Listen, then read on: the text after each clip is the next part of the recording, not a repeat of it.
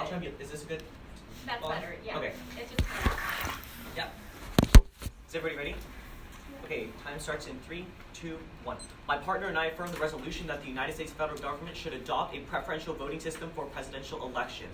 The United States federal government should adopt a preferential voting system for presidential elections. The only definition we need is preferential voting system, which is a way to rank the top 6 candidates for president from 1 to 6. If nobody reaches past 50%, then there's a runoff election between the top 2 candidates. This is the way that it's been done in over 13 different countries around the world, which is the way that we're going to be implementing this. There are none in which there are no runoff elections for the top 2. Are there any questions about the definition? Okay, seeing none, this is a net benefits round. You should weigh on the greatest amount of good for the most amount of people. This is the most fair for both sides of today's round. This is a policy round because the resolution asks us to take a specific action. Do you have a question? Yeah, do you mind putting the mechanism higher, like everyone in one? Sorry, can you speak up? Do you mind putting the mechanism higher, like everyone in one? I'll get down to that, but basically the ballot's just going to have 6 names on it for the top 6 people, and then you're just going to rank them 1 to 6. And then the top 2 are going to be going into the runoff election if there isn't 50%. If there's 50%, the top person goes. The plan, the United States federal government will adopt the preferential voting system that we defined in this right above. The agent of action is the United States federal government. Enforcement is going to be by the Federal Elections Commission, which is the one that regulates the United States elections and the status quo. The time frame is going to be before the next presidential election in 2020, so we're going to make the system available for the 2020 election. Funding is going to be normal means, the normal ways and means that the United States federal government funds something like this, so a little bit of inherency. The 1 point here is going to be that Maine implemented this 5 years ago for its governing elections and local elections. They saw 2 things. Little A here is they saw an increase in voter turnout by 34%. Little B is they saw an increase in grassroots and community organizations running for elections. So these smaller groups of people are now looking towards the ballot to have people vote for them. 2 here is going to be this already happened in Australia, Ireland, Switzerland, Luxembourg, and a lot of other countries. 13 others I already said. Little A here is going to be that they saw a drastic increase in voter turnout according to the Peterson Institute. And 3rd, people are talking about this right now. Politico recently just wrote an article about this, and so did The Hill, which means that other people in Congress and places like that are actually talking about implementing a policy like this. A little bit of solvency for our plan. Just the bottom one. This is supported widely. This is the solvency point. A little A here is going to be that 67% of people support a ranked system. 31% of people support, only 31% of people support the current methods, which means that it's now or never that, it's now that we need to be switching to the system. Little B here is going to be that there's support from most Democrats and 29 Republicans in Congress and every third party representative, which means that it's going to be passing and nobody's going to be backlashing here. There's no take scenario. The first argument is that of voter confidence, the one here. Right now there's political gridlock and there's no, people aren't confident in voting. The little A here is going to be that people are not confident in their votes actually mattering. The example here is going to be that only 55% of Americans voted in the last election due to not, and that does not proportionally represent the people in the United States because only about half of them were voting in the election. The little B here is going to be that according to the Pew Research Center, people did not follow through with their votes. They didn't go and vote because they didn't feel like they wanted people who were in the Democratic or Republican nominees to go into office, which meant that they didn't think that their votes were actually going to matter because if they voted for a third-party candidate, they would not win. We're in a system where it's only a Democrat or Republican. There's no third-party vote going here. Going to happen here. The example for this is going to be Bernie Sanders, who was running on the Democratic platform, but he was basically a third-party candidate, but nobody voted for him because they didn't think he was going to be able to win. So that lost him a lot of support because it was either Hillary or Trump, one or the other. The 2 point here is going to be that voters are not confident in the political system. Little A here is going to be that over 75% of the United States voters or United States citizens polled in the 2017 elections did not like the current election system. So 75% of current voters do not like the system according to Cato Institute. The little B here is that in comparison, over 80% of Australian voters like their system because it includes diverse groups of ideas and representatives who represent the people best. The links. First is increases voter turnout when they're not locked into Democratic or Republican binaries. Little A here is going to be that nobody from the third party has been able to win an election in the United States, so voters are going to be going in when they think that they're going to be able to get some sort of more impact because they have this ability to rank these people. And this also means that people can have, if it's not their first choice, they can have their second choice as well, so they're not going to be backlashing if they're not getting their first choice. The little B here is going to be, this is key to democratic elections when people are actually participating and increasing the participation. The example here is going to be that an average of 86% of people in this type of election format turns out to vote vote according to Pew Research Center. So people are going to go out and vote in the system. The second is going to be a perceptual link. People think that they're going to have more of an impact in the election when in reality they're actually going to, which means that this causes two things. First, an increase in grassroots movement, and second, it supports local elections to see long-term elections such as president. So people are going to work in their local elections in order to support officials in the future. Third, presidency is specifically key. Little a here is going to be that legislators follow the president and he directs domestic policy. And little b, he's also the military. He's the leader of the military, so it's also important to elect him. There's four different impacts here. First is going to be an increase in democracy when more people are going to be entering into the political sphere. Second is going to be an increase in agency, where specifically people like people of color who do not see their representatives representing them are going to be more likely to have people and more likely to go and vote because they think that they're now going to be able to have people in like politics that are supporting them. Third, it increases inclusivity and increases confidence in the voting system. And fourth, it increases action of citizens, which is correlated with economic success, according to the Cato Institute. On to the second advantage, that of grassroots movements. First, in the uniqueness, we can see that grassroots movements are low in the status quo. Little a here is going to be that 98% of incumbency in political patrons, there's 98% incumbency in political positions and 39% unchallenged. The little b is that grassroots start less frequency for presidencies because they feel like there's no hope for a third party to win. The C point here is going to be Democrats and Republicans are the only United States presidents. The little d is that even though Democrats are too left, even Democrats that are too... Okay, scratch that. The second point here is going to be the current voter and candidate diversity is low. Little a here is going to be that primary voters are more... are 40 plus males of Western descent. Little b is going to be there's few young candidates in the political sphere, and C is going to be in Democratic states there's a low minority race candidates because they don't think they can win anyways. The links. First is that options include third-party candidates, so it's not just limited to Democrats or Republicans who think those are the only two types of people who can win. The second is that it increases confidence of grassroots movements, and the example is going to be Australia. You can cross-apply that. Third, you can see that an increase in political diversity, even if they're not elected, people who are running for office cause impacts by starting these movements in the first place, which causes policy change on a local level. Fourth is going to be it increases minorities in positions of influence, causes two things, a decrease in discrimination and an increase in inclusivity. And fifth, it increases voter diversity when relatable candidates are running. So a more diverse candidate pool means that more diverse people are going to be voting. This causes two impacts. First, it causes a safe space and diversity to happen in the political sphere. People who are usually pushed out of the political sphere are now able to engage in the political sphere and actually have an impact. And second, new policies are key, and this causes things like ability to push for more global warming policies, gun control, and foreign policy stagnation goes down.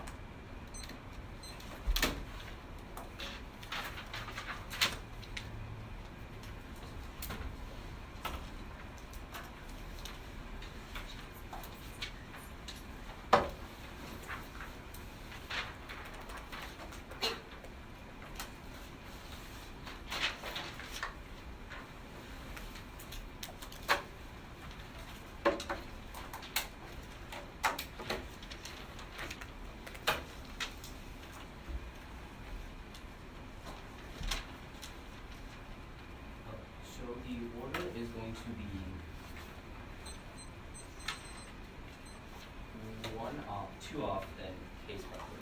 Any long? No.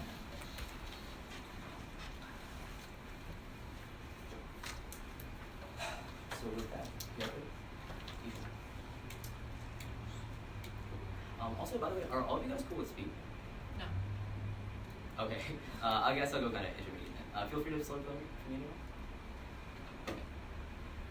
We'll be starting off with a disadvantage. Disadvantage 1, you can tagline inaccurate votes. Again, disadvantage 1 is inaccurate votes. So right now, the uniqueness, preferential votes have been used like empirically in municipal elections in California, Minnesota, and the Washington state. And there's a huge, the huge problem is the fact that people are actually forced to rank politicians that they don't support, which means, and there's actually a big inherency for this because right now, according to Pew Research, most of the people that vote, specifically uneducated voters and minority voters, when they're voting, when they have to rank candidates in terms of 1, 2, 3, 4, 5, 6, they only really wanted to vote for their top 1 or 2 choices, but this means over three times the amount of votes that they actually have to cast are actually inaccurate votes because the candidates they legitimately don't support but are forced to vote. The status quo in normal ways against the affirmative defense is compulsory where you're forced to vote, which is going to be uniquely bad, and this leads to inaccuracy in representing votes because politicians rank it's inaccurate ranking. And as in the Minnesota elections where a senator with like racist and sexist rhetoric and like policies was like highly ranked, even though the majority of people did not want him, as found by Huffington votes. But the fact of the matter is, because so many people like put him as like, oh, third or fourth, because they didn't really have a choice on, oh, do I have like, they didn't really have a choice on, oh, I don't want to like put him on the ballot at all. That means that he was able to go and advance his agenda, advance his policy. And our argument is that even if these policymakers don't get elected, advancing them further on the ballot actually gets them more popularity and advances further advances their platforms and agendas, which are against the will of the people. In a lot of cases where they're advancing racist or sexist rhetoric that's going to be uniquely bad and incite more things like hate crimes and violence and stuff, which is going to always be a modality of dehumanization. And also, furthermore, the fact of the matter is that the affirmative plan is actually more prone to corruption because what corrupt candidates do is that they can actually spend a lot of money on ads to make false promises, knowing that uneducated voters will have to go and preference them and put them somewhere on the ballot. And what they do is they use advertising in their policy, they use advertising to implicitly make voters prefer them higher because they know that, oh, these voters actually have to go and rank me no matter what. The fundamental difference is that if this was more of an optional system, what happens is that there's a shift more towards actually having genuine policies and voter engagement, having more open talk forums, because as in places like Wales where this was actually implemented, they actually saw that with an open choice system, they saw that people were actually open optional choice, people were actually candidates were actually over 3 times as likely to have these open choice forms, and more often than not went and actually spoke with the voters. But in these places where it's a compulsory voting system, candidates actually had a skew where they only went through this implicit advertising route, which is uniquely bad. And in Australia, Malta, and Luxembourg actually did this. Algeria Zero found that over 82% of the time, the richest candidate spent the most amount of money on advertising won, which is going to show a very good link between the amount of money you spend and the position and power you get, which is always going to serve to turn their democracy impasse on both of their advantages. And also, when voters were forced to vote, they in general get mad because they lose their faith in the democratic process, because now they're forced to go and vote for candidates they really don't want. And imagine being a minority or a person of color that has to vote and preference a candidate that literally has openly said that I'm against people of color, has racist or xenophobic rhetoric, which is going to be uniquely bad and always going to be another mode of losing their faith in the democratic system. And this, according to Huffington Post, over 72 Americans are actually not over 72 Americans were not for the entire idea of being forced to vote for candidates that they did not want. They did not want this to decrease civic engagement, where people don't feel secure as a result of this. We see a decrease in the consumer confidence index by approximately 14.2%, as estimated by the economists. And as a result of this, lack of faith in the government and wanting to have civic engagement and contribute to the economy. Also say lot of business confidence, but now less workers are being productive. And the estimate, again from the same economist study, was to be around 24.2%. And as a result of businesses not doing it, there's also a decrease in investor confidence, which decreases by over 18.9%, which is going to be uniquely bad. Furthermore, there's an increase in uninformed votes, which lets policymakers with obviously racist rhetoric and corruption and stuff take over. Your question. You have a stat about compulsory voting in the United States, 72% of people don't want it. What the app makes it compulsory to vote? We're saying, we're not saying compulsory voting. Sorry, I apologize if that wasn't clear. The fact that you have to go and rank all the candidates is what's compulsory within the affirmation plan. Sorry, I didn't make that distinction. But in the world of the affirmation plan, there's 6 candidates. I have to go and vote for all 6 candidates and say 1, 2, 3, 4, 5, 6. Even if I only want to vote for one and the rest of the 5 have racist, xenophobic rhetoric, I have to go and rank them, which we're going to argue is really bad. I'll try to get to that if I have time. Okay, on the impasse section. Or impasse is going to be that of corruption and lack of democratic engagement. You can go and turn their entirety of the impasse and say why it flows over to our side, which is going to be a unique reason to go vote for it, because it turns the entirety of case. And furthermore, also the cost of dehumanization happens because it's the root of all violence, and at the point where you have to go and vote for people and vote for people to have the instructions of power that have power over you, that have openly been against your own identity. It is uniquely going to put you in dehumanizing circumstances, and this also serves as a gateway to also have worse policymakers in play, which will also have bad agendas towards global warming and gun reform and stuff like that, which can also turn their advantages on turn their impacts on advantage to. And counterpoint. The United States federal government should adopt an optional preferential voting system for presidential elections. I'll say that again. The United States federal government should adopt an optional preferential voting system for presidential elections. The solvency for this is Australia currently has a preferential voting system, but preferential voting system where they're forced to rank all the candidates. But the National Party is currently moving towards an optional preferential voting system based on massive popular demand, which as a result they've seen some massive increase in the consumer confidence and civic engagement, which they've seen a higher voter turnout as a result. And furthermore, this has led to higher BizCon and higher investment and investor confidence because the economy is doing well, has been doing better because of increased democratic civic engagement in the economy. Furthermore, this system has been implemented in South Wales, which has had one of the world's highest voter turnout rates, according to the Guardian, a direct result of shifting towards this preferential voting system. Furthermore, this is mutually exclusive affirmation and adopting an entirely different voting system. The first was a firm but forcefully affirmative to sever the plan, which he argues is uniquely bad because it allows for the affirmative conditionality, which is always going to be gateway voting for fairness in education. Another solvency point is that in 2009 in the Queensland state election, after preferential voting was passed, only 19% of votes, which is only 19% of votes were uninformed, which is over 1.9% of votes were uninformed, which is a 12% decrease from previous years, and furthermore captures only preference that people actually hold, rather than requiring them to express preference for candidates that they know nothing about. Okay, let's go on to the case proper. Is there anything else that I missed? Awesome. The case proper. So on the inherency, talk about 67% of people support the racism. Our argument is that the fact of the matter is most people actually 67% of people actually support the fact that they can have optional preference system. Most of the people you can classify from the case are actually against this entirety of compulsory having to rank every single person. Furthermore, on the first advantage of voter confidence, they talk about they didn't think that people don't think that votes matter. Turn when you force people to vote, when you force people to vote for all candidates, you actually dilute the choice. You actually dilute the legitimate votes. And this is to say that if I actually have a legitimate candidate I want to support, but 10 other people go in preference like other candidates just because they have to, those other votes can dilute my own vote, which is a unique reason for why the democratic process is being undermined. Furthermore, they talk about the 80% of Australian license, but again, we cross-apply how this is only because there's a movement to go and shift towards the optional platform. Right now, most of the people are against the current status quo. Next, they talk about people think that they have more of an impact in turn, less of an impact because you vote for other candidates, because you have to vote for other candidates, and this dilutes your number one choice. So this will always sort of mitigatory offense on this turns your democracy impact. This turns how you have agents because you have less agents and gets control over who's in charge of the power. This actually decreases your confidence and decreases your economic productivity. Cross-apply the stuff I tell you from the solvency. Furthermore, bad for economic success. On the second advantage about graphic communities. A big turn here because you can say that uninformed votes mean that you skew the two-party system, cross-apply what I say about the incentive is to advertise over activating genuine policy. Cross-apply what I tell you on the first disadvantage of them having more open for the preferential voting system, whereas here it focuses more on implicitly exploiting these voters, and this happens more towards minorities. So this is worse for demonization and exploitation, more uneducated populations, which is always going to be uniquely bad, and this can turn your democracy and passing people engage less in the political sphere, and you can cross-apply how there's a balance. Thanks.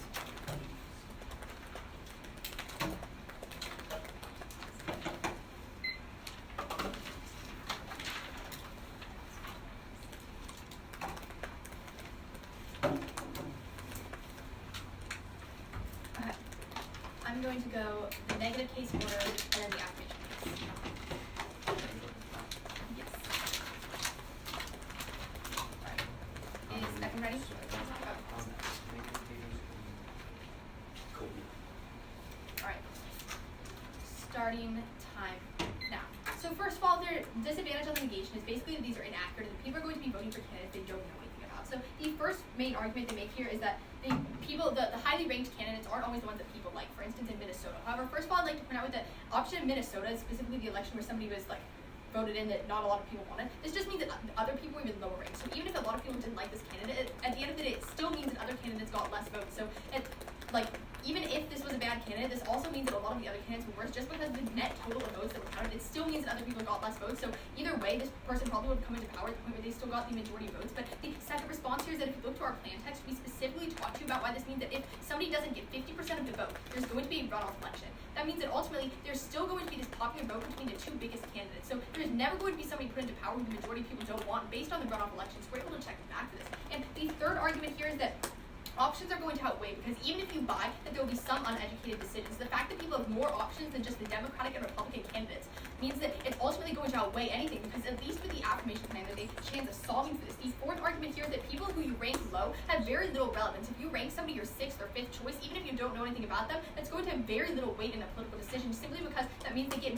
that doesn't actually do too much to the end result. The people you rank at the top are still the biggest people that are going to have any influence for your vote. The only difference is that you have more options to rank number one instead of just the Democratic and Republican arguments. They talk about how there's going to how people are going to have advertisements which are specifically bad and it's going to like increase corruption, but you can actually look at the fact that this decreased the amount of negative advertising. For instance, in Sri Lanka they implemented this system. You can look at the fact that this led to a lot more people having advertisements about their actual political messages rather than mudslinging messages, basically criticizing other candidates or trying to scare voters into voting for them. This actually decreased the amount of negative advertisements because people were more focused on spreading their own political message since there were too many people to oppose. Then next they said that people in Wales liked open choice forums more. There's no reason why politicians can't still have open forums and like talk to voters about their decisions. This isn't really something that's exclusive from the affirmation world here.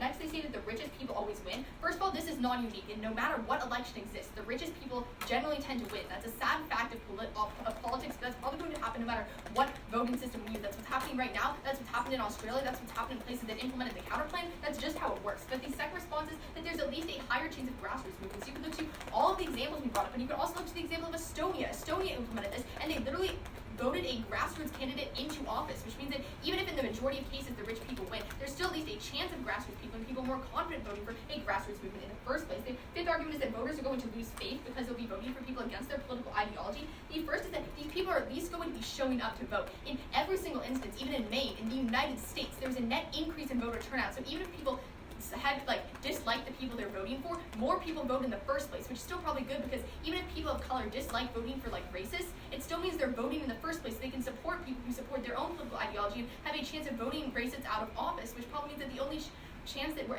ever able to solve for a lot of this racism is by voting people into office and having more options for you to vote instead of just the two candidates if you don't like either of them. Their next argument is that it's going to hurt the economy with consumer confidence and investor confidence. We're going to make the argument that the economy can never be fixed for low-income people if they don't have a candidate they like. If people don't have a politician who supports the economic policies that, for instance, a lot of people liked Bernie Sanders' economic policies, but they didn't vote for him because they had a feeling their vote would be a throwaway vote or it wouldn't count, so they voted for Clinton instead because they thought she had a chance of winning because we didn't have a system like this. So the only chance for solving for the economy is for having voters support the candidates that have economic policies they like. You can't check back for that in a world without the affirmation plan, and this is also unique and bad in the world of the counter plan because in the world of the counter plan, people are still going to feel that, if not everybody's voting and if not everybody's implementing this ranking system, if everybody's just going to vote for the one person they like anyways in the ranking system, then it's not going to change anything because people are still going to feel their vote doesn't count if not everybody has to rank the candidates. So it's not going to check back to that unless everybody has to vote for, look at every single policy. The second argument here is that it's also going to increase the amount of education because if there are more people on the ballot, there's a higher chance that people are going to research different policies or at least be enlightened to different candidates they've never heard of before. So there's a higher chance there's going to be more knowledge about different policies, which is going to be able to check back things like the economy. Sure. Low rank is more impactful than no rank. Oh yeah, we're also going to say that the low rank is more important than no rank because if you if you aren't able to rank people in the first place, or if you have the opportunity to not rank people, then that ultimately means that a lot of people aren't even going to research the candidates they don't know about, so there's never going to be any risk of solving for grassroots movements. And finally, they say this is going to increase uninformed voting. First of all, crossed by the argument I just made about increasing knowledge, but second of all, uninformed voting is probably something that's going to happen in either world. You can look at the fact that a lot of people just voted for Trump because they're I don't like Hillary, or they voted for Trump because they're he's the Republican, but if there are more options, there's going to be a higher rate of people who actually know one candidate pretty well or a local candidate. Now, on to their counterplan. The counterplan is basically we're going to have optional preferences. There are a few reasons why this is probably bad. So the first argument is that it's bad because people are still just going to mark their top candidate. It's still going to lead to this mindset of I don't have to look at these other candidates. I'm just going to vote for the one I know, the one main Democratic one, which means that people aren't actually forced to engage with other candidates, or people aren't going to feel as motivated to this. And this is also going to, number two, is going to decrease the confidence people have in their vote again. Because if people think that nobody's going to vote for the third-party candidates because nobody's just going to rank them, that means nobody's going to be confident that their vote's going to matter again. So it's just going to link back into the harms in the status quo. The only way to check back that is by forcing people to engage with other candidates. The third is that people still prefer optional preferences. They say that Australia is moving forward to a different system, but we said that 80% of people in Australia support the system. The system that exists is not one of optional preference, it's one of normal preference. You can look to these 17 other countries, including things like Sri Lanka and Estonia, where they've seen voter turnout rates dramatically increase. There are literally no countries that have there's one country that has optional preference systems right now, and you can look, the vast majority of countries have the enforced preference system, and those are the ones that tend to be turned out pretty well. So empirically, this is an effective system. There's no reason to change it, and all the Australia statistics about how much Australians love it are with the current system that is not optional preference. So any Australia statistics should be automatically flowing to the affirmative side. Now let's go on to our case. So on the inherency, there's just one response that is people like optional voting, but I mean, there's like statistics on both sides. However, the most important statistic here is probably to look at the things that have actually happened in the U.S. They talk about municipal elections. We talk about the entirety of the state of Maine implementing the system, how it increased voter turnout by 34%, it increased grassroots movement, grassroots candidates were elected into offices, and it increased the amount of popularity of voting, which means that in the United States, the biggest thing we've implemented was in Maine, and people liked it. So that probably means that inherently people do like this system. On our point about increasing voter confidence, first of all, they said people aren't going to like it because they're going to the mindset that this dilutes their vote. This is actually not true. People have the mindset it'll dilute their vote if people aren't forced to rank all the candidates because they think their vote won't matter because nobody will vote for the third candidates anyways. But if everybody has to rank every candidate, that means people are going to be less confident that it's going to like dilute their vote. And also, second response here is that's still better than not having like any ranking at all. They also say that like the only reason they cross-applied their Australian response that this was with a different system, but Australia's system is the one we're like having this plan. You can extend the fact that a lot of people don't like the current political system we want to change. You can also extend the fact that it's pretty important to have third parties in office to do things, and you can also extend the perceptual link, which only the affirmation checks back hold because there's still the option that people won't vote for third party candidates in their speech, and therefore you can extend our impact of democracy, agency, and inclusivity. Now, on our second point about the grassroots movement, they basically said that people are going to be having uninformed votes. But again, first of all, these votes aren't going to be uninformed because if people don't know a candidate and they rank them low, that low rank isn't actually going to make much of a difference because they're ranked pretty low. The only votes that are actually going to make that much of a difference in elections to get that 50% majority are informed votes of the candidates you rated first, but everybody's at least forced to engage somewhat with third-party candidates, which is pretty important, and therefore you can extend our arguments about diversity, and specifically that minority voters like this because they're able to get on a ballot in the first place, and people are forced to vote for minorities even if they're not their favorite candidate, which is probably a reason to be voting for the affirmation today's round.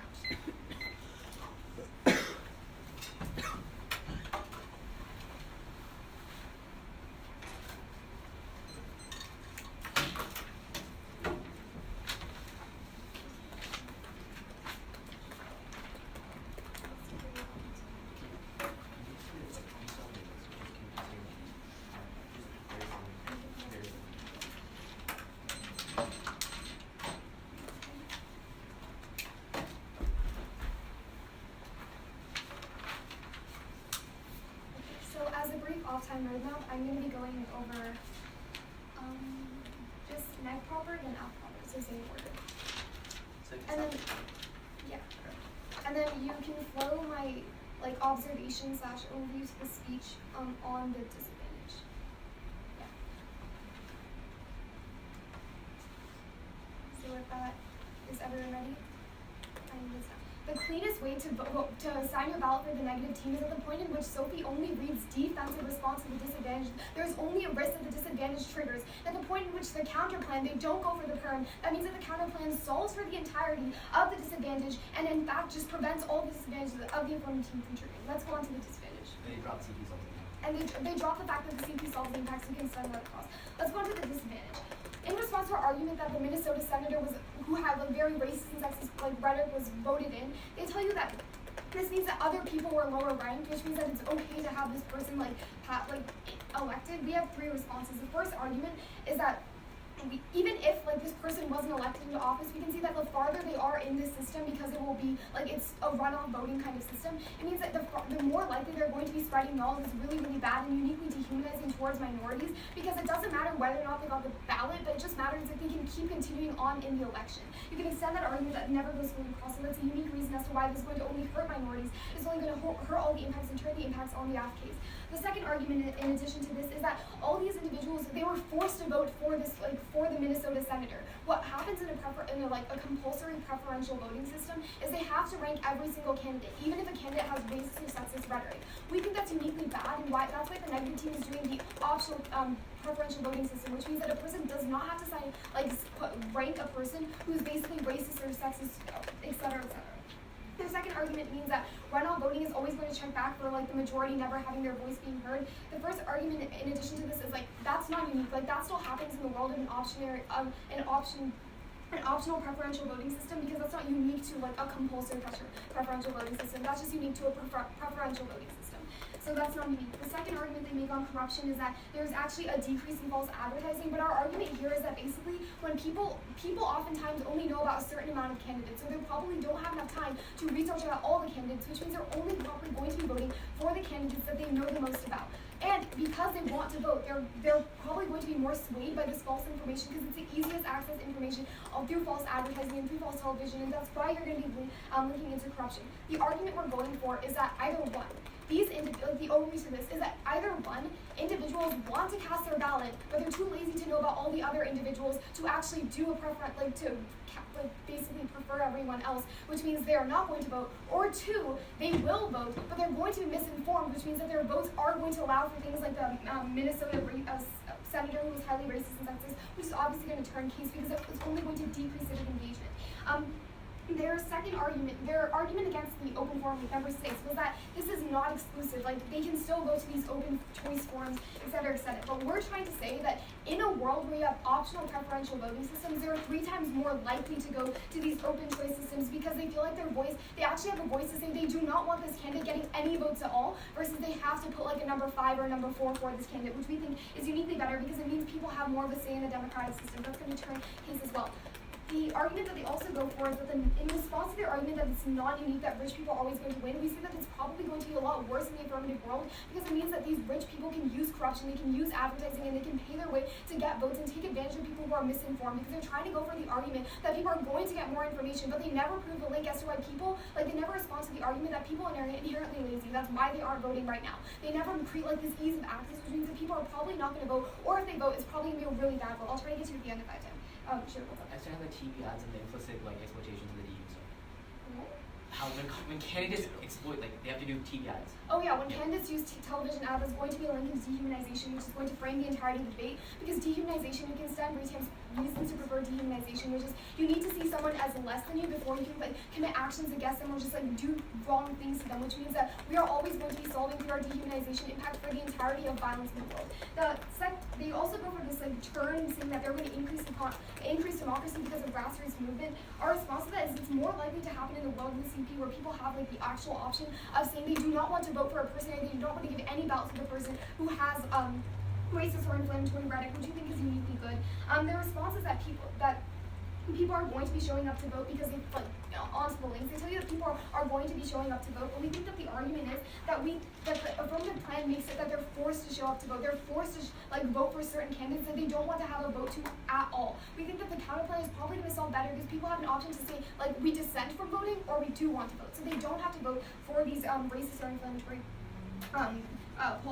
policymakers. The second argument we want to make to this is that the problem is that they're probably going to link into more throwaway votes and more minority people being skewed out of election. Because what happens is that if these candidates, if these voters, let's say, do not rank certain candidates, it becomes a throwaway vote. Which means that if they do not want to give a vote to a racist or inflammatory person who's running, like the president, their ballot is going to get thrown away. Which means these people who are trying to reform against the system are uniquely going to be pushed out of the system, which is obviously going to be turned to democracy. The argument that they also try to go for is that more people are going to have on the ballot, so that means more knowledge. But one, they never talk about the argument how are they easing the access of information to these individuals? If anything, the information that we're getting to them is probably going to be these corrupt politicians who are using television is probably going to be an easier way. That's probably going to turn, and you can extend all the impacts because they never really take out links. It's all defense, and it's not even terminal. They tell you that onto the counter plan. On the economy, they say the economy can be fixed, but just answer Wait, they tell you that. They tell you that the economy can be fixed if you don't have a candidate you like, but say that you can because when you have candidates you like. Oh, they tell you that the economy can't be fixed if you don't have a candidate you like, but the argument is that if they do have a candidate they like, they're probably going to be able to allow them better policies that are going to help these individuals as a whole. It's representing the voter. Their argument onto the counterpoint is that people are just going to what was their first argument? I can't remember. People still mark top candidate, but they're not forced. Oh, their argument is that people are still going to be marking the top candidate, but the thing is that with the counterclaim, what's going to happen is you can extend all their warrants as to why people like this preferential voting system. So we don't think that people are just going to be voting for their top candidates. We just think that people are not going to be voting for inflammatory and racist politicians, which probably means that you're not going to be linking to DU impact, which is going to be a unique reason why you're going to be voting for the neg. They try to extend an argument about 87% of the people like like the Australia voting system, but they dropped the argument that there's a movement right now in the Australian parliament to basically have an optional preferential voting system because the people don't like the compulsory preferential voting system, which means that this is more recent uniqueness why you should be valuing ours. The argument is that South Wales also did this. You can extend all our solvency arguments that go unanswered as to why the CP is probably going to solve our case better. It's not going to link to the disadvantage. And then in 2009, the Queensland state election, after the preferential voting system passed, only 1.9% of votes happened. They were uninformed. In the Wales scenario, people didn't just mark their top candidates. Most people ranked their top 2 or 3. And yeah, in the Wales scenario, they just didn't do their first candidate. They did their top 2 or 3. So it wasn't just voting for the top candidate. On to case, they tell you that third-party candidates are always going to be screwed out, but we see that they're still going to be voting for these third-party candidates, but they're probably not going to be voting for people who are inherently bad or racist or sexist, who they have a voice in the democratic system, which is a unique reason as to why they're going to be voting for the night. And the second argument they're trying to go for is that voters are right now not confident in the political system.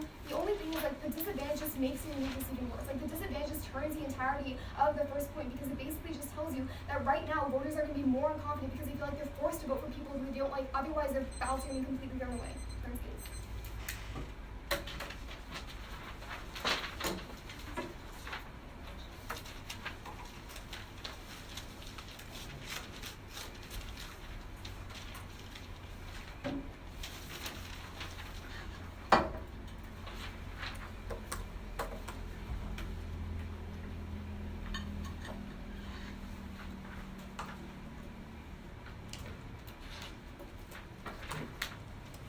I'm going to start with the DA. Then I'm going to kind of weigh it. Yeah, I'm going to start with the DA, then I'm going to go to advantage 2, then advantage 1. Then we will go to the CPV. What was the last name? CPV. Yeah, I cool. Together. Yeah, Isha. Judges.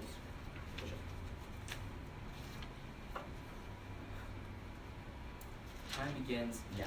Ultimately, the debate will boil down to a question of who is able to best give the voice to the people and best have the most accurate kind of votes. When you go to the disadvantage, too much is dropped at the point where the entirety of Sophie's responses is completely defensive. So whoever has the best risk of solving and giving people better democratic engagement is going to be winning today's debate. It is a try or die for the negative in this case. But the fact of the matter is that when we're giving you specific warrants on how it is uniquely dehumanizing when you're forcing people to vote, you're forcing people to vote, and it's dehumanizing because you have to vote for people into structures of power that have power over you, that have had inflammatory rhetoric against your own identity. That is going to be a unique source of dehumanization. The point where they're conceding this, they're conceding the fact that this turns both the advantages because this controls the interlink to all the democratic civic engagement, political engagement scenarios. Because at the point where you're dehumanized, you don't have the capacity to politically engage because you don't see a value in your life and you don't want to engage in the political system. So it short circuits and at worst it functions formal defense against both of the advantages. Yes. Judges, the argument that value to life is the internal link to political engagement is just a new argument. So when I say that dehumanization of the root cause of all violence and actually controls the internal linkage to all your advantages, I think that, and Isha extends that, there should be enough ground to impact weight in the rebuttal, but I think it's a panel, so sure. Okay. So with that, we will continue onwards. And then don't let them come up here telling that, oh, having more options is better. Don't let them skew the whole purpose of this overall system. What we're saying is that yes, you'll have a couple candidates, 1, 2, 3, 4, 5, 6. You'll only choose the candidates that you want to choose. And what you want, I want you to cross like Isha's born on how in Wales, it's not just people are choosing the top candidate because they're too lazy, it's that they're choosing their top 2 or 3 based on who's had the most forums with them, who has engaged the most with them. They're not engaging too much with the back end of the disadvantage. When we're seeing that uniquely what's happening is that people are using advertisements to exploit, like the policymakers are using advertisements instead of open forums to go and exploit uneducated voters and minority voters, which is always going to supercharge the link because they're playing on spending money to implicitly sway the minds of uneducated voters, which is going to be again dehumanizing because you're going and basically swaying their civic engagement and basically exploiting them based on implicit advertisements with like flashy ads and stuff like that, and also leads to a skew where more corrupt people are put into power. So if we try to put terminal defense and say that it's always that people that have the most money are going to win, this is not the case. Our argument is that in Wales, when they implemented the system, we saw candidates that are not spending money, that are having more open forums, which are 3 times as likely to have these open forums and have this civic engagement, which in turn increases the amount of democratic engagement we have, which is an independent reason to vote for the negative here, which solves the entirety of the affirmative team's office. Because in a world where you have to go and you're forced to go and rank people, it always will dilute your vote. This is another. I'm kind of cross-applying on the advantage flow, but like whatever. So this is kind of on the advantage flow. The fact of the matter is at a point where your vote is getting diluted. This is an argument that they do not grapple enough with. At the point where me voting, at the point where I really want a candidate and I vote and I prop them second, but 10 other people, just because they had to prop that candidate, vote them like 6th or last place. Those 10 other people voting them 6th place dilutes my own vote, which dilutes my democratic engagement and my civic engagement, which turns the entirety of the impasse on advantage one. Furthermore, when they talk about there's a net increase, on the question of who increases voter engagement, we give you unique warrants as to why voters prefer this system where they don't have to go and rank every single person compulsorily, and whatever the word is. And this is going to be good because this actually increases their engagement. We give you specific warrants on the solvency of the counterplan, how this is going to cause more voters actually going to the and actually decreasing the amount of uneducated votes and some informal or something like that votes, which is going to be uniquely good because this leads to more civil engagement. Which goes to more civil engagement. On advantage 2, when you go to advantage 2, the ultimate thing is that I want you to cross-apply the whole demonization scenario from people, from policymakers going and exploiting voters with implicit advertising, which is always going to go and topple grassroots movements because the richer people are always going to win, which turns the entire impasse and also Judges, this cross-application that the rich people are just going to topple grassroots movement is a new application of offense onto the advantage, which was never there in the MO. No, in the second advantage, I give a very specific turning the LOC, the uninformed voters, meaning that they skew the two-party system, which means that the rich people will always win in serves to turn your impasse. So, I guess it's a penalty. Which turns the entire of your impasse, and also when you have racist excessive policies, that means that people can't engage in the political sphere, blah, blah, blah. So you always have bad policies with bad policy making decisions with our adverse global warming, sexist, or homophobic policies. On the advantage one, you can uniquely vote first on the turns on the diluting the votes at the point where they're conceding warrants on how your votes are getting diluted and how that is a unique reason to why people stop engaging in the political system. They stop going to polls. It leads to a decrease in the consumer confidence index, in the CCI, in the business confidence, and investors' confidence. Don't let them tell you that the economy does not matter because it is a question of triad. Whoever can increase it the most should be winning the debate. Thank you. Okay. So everybody ready? I'm just gonna calm it down a little slower in the speech. Is everybody ready? Okay, first I'm gonna go over the counterplan and then I'm gonna go disadd, then app in order. Yeah, okay. I'm gonna go counterplan, disadd, then app in order. Okay? But a little overview on the counterplan, you can flow it right on it. Okay, is everybody ready? Time starts. Is everybody ready? Time starts in 3, 2, 1. The negative makes a mistake in today's round when they don't engage with the disadvantages to the counterplan. At the point where they even say we put a ton of defense on their first disadvantage, their only disadvantage, but they don't do enough offense on our advantages, but we give you disadvantages to the counterplan, it's probably in a world where you're going to be voting for the affirmation because there's a chance that the affirmation is better able to solve for our advantages, then we're able to trigger the disadvantage and the counterplan being able to solve. Let's look to the counterplan. There are 4 reasons why Sophie says that the counterplan is specifically bad. They never engage with one of the most important arguments, which is that a low vote is better than no vote. Our argument is that it forces engagement with third-party voters. It forces engagement with bad voters. They say that, people are just not going to vote for these bad people. The problem is that people won't know if a person is bad or good until they research them. And the fact that they themselves say that the richest people are the ones who are going to have the votes. This argument that people only know if a politician is bad until they research them is new. This is basically just extending Sophie's analysis that says that our system creates more engagement and research onto politicians. Yeah. Time starts. Even if you don't believe this argument, they concede that low vote is better than no vote. Our argument is that people who participate in the political calculus and actually research people is more effective than people not looking towards these candidates at all. You can extend their own analysis and their own logic here. They say that the richest people will get these votes anyways, the top couple. This means that they won't even try to engage with the rest of the people that are on the ballot. So if we're looking towards people who are actually changing community and grassroots organizations, this flows affirmative, right? Second, the second disadvantage. Sophie says it decreases the confidence. If nobody votes, then no votes actually matter, which relinks you back, right? the negative basically creates a world in which the same thing happens over and over again. People just aren't going to vote for these other candidates. If only the top two candidates are the ones who are receiving TV ads, then the negative is never able to solve because nobody has to vote for the people who don't have money in the first place. In the world of the affirmation, you have to vote for these people, which means that you have to know something about them more than nothing, which means you have to rank them. Having to rank people is the largest internal link to our impacts in today's round. If you must vote, you must engage with these people, which gives us access to the entirety of our impact scenario, which I get later. But even if you don't believe that, let's look to the third disadvantage to the counter plan, which is that all of our empirics come from a world in which the optional preferential system just doesn't exist, which means that you can cross-apply every single one of our analysis. They make a really big mistake where they don't engage with the inherency, where we say that it happens in Maine, and then Sophie extends in the MG that Maine and the United States, we need to be looking towards US examples first and its implementation in the United States. So you can cross-apply the Maine example as a main reason why you're voting for this. But even if you don't, cross-apply the analysis that all of these warrants come from a world in which it's happening in 13 different states. They give you one example, our argument is going to be that our 13 examples are able to outweigh this completely. So you can't even vote on that. Lastly, we say that Sophie says that the vast majority is going to check back for and the empirics also check back. Basically, look, at the end of the day, they never consider the fact that, look, even if the top two candidates, one of them is really, really bad, even in the case of Minnesota, I'm assuming the other candidate was much better. If they didn't both get 50%, there goes into a runoff election, which means that everybody is going to vote for the better candidate. And that's the argument we make, and that's the problem with the negative, is that they never actively engage with this argumentation. Look, at the end of the day, forcing people to vote means that people have to engage. Low rank is able to check back. Runoff elections are able to check back for the offense on the counter plan. This means that there's no need to have this optional preferential system. Let's look to the disadvantage. We are winning the disadvantage, but even if you don't buy that we're winning the disadvantage, there's just so much offense on here that I can extend that it's probably not worth it.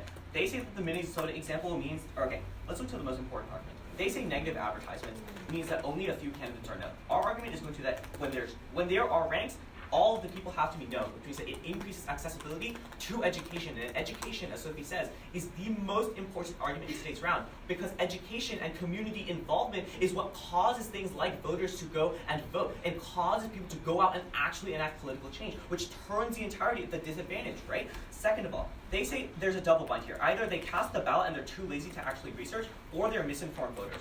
No, this is just simply not true. Our argument is that they're going to cast a ballot in the world of the affirmation where they're forced to know about them. In the world of the negative, they only know about these TV ad people who spend the most money, and they just vote for those two people, which is inherently the worst world. Lastly, they say on here, you can extend my partner's analysis about how, it increases education uniquely in the world of the affirmation. I still have 15 seconds. Uninformed voting happens in both worlds, but people are probably more uninformed in the world of the negative. At the end of the day, there's not enough offense on the advantages for you to not be voting on them. We are clearly winning the link scenarios about the perceptual link of more action and more civic engagement. And on grassroots, we are winning that it's non-unique that uninformed votes are going to happen, so you're probably going to buy that at least some probability of the grassroots movement is going to happen.